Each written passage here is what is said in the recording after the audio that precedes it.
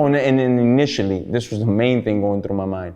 So the knee is like this, right? And when I hit him, I kind of go a little bit forward. So before I fall, I grab his shoulder. That robs me of like a split second, which in fighter world, I could have landed like another 2 punches. So that's the thing I was thinking. I was like, man, I could have hit him like with a 4-piece instead of a 2-piece, you know? But all good though. What's up, everybody? It's Jorge, Gilbert Masvidal. We're gonna run it back. Shit, they got the 1990s pics.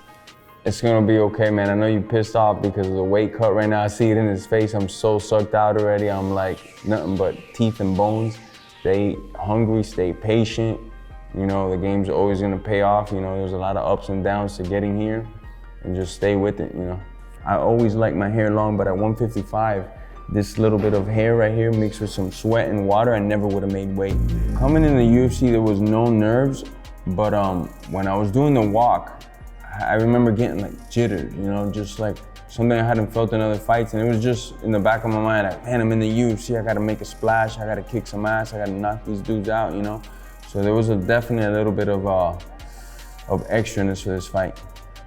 San Jose, I remember that place like it was yesterday. The UFC was always a goal, but you know, especially starting out my career, I just wanted to get the biggest paychecks possible. So I went all over the world. I went to Russia, I went to Japan, I went to Costa Rica. I fought literally all over the world before I landed in the UFC. Shot.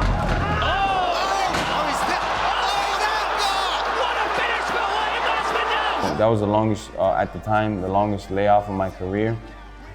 And I was just like, wow, I can't believe I've been away from the sport for so damn long. I missed this, like, you know? So I get out there and I'm just pumped, man. I'm excited. I missed it a lot. That's the thing. I was like, how did I stay away from this drug for so long? Because it's literally a drug. It's getting released into your body. And it is like the best drug I've ever taken in my life. Whether you booed or you cheered, everybody showed me so much love in the streets. England, I will be back. The fight clock is brought to you by Modelo.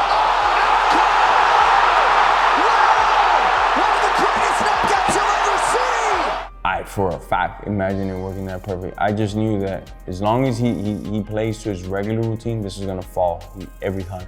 And then just knocking Ben's bitch ass out, dog. Cause he talks so much shit, dog. And then he can't back it up. And then he's like the worst guy to watch too, because he's just hugging guys. So for me to do it in that fashion, that quick, so nobody had to watch his boringness was another thing that was amazing. Well, looking at the video now, I forget how big The Rock is. His arm is bigger than like my whole body, man. This dude's massive, bro. And he's such a humble, cool-ass dude. I actually met The Rock like many years before this at American Top Team. He was like, nobody knew who I was in the sport, and he was still the most down, cool guy. So being backstage there with him with like, man, this is a dude that I love watching his movies. You know, I think he makes great movies. He's my favorite action star, one of them.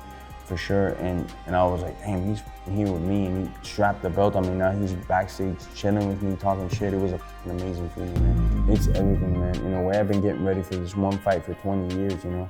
The UFC came here 20 years ago. I was there. I watched it. I said, I'm gonna bring this event here one day. Lo and behold, 20 years later, it's here.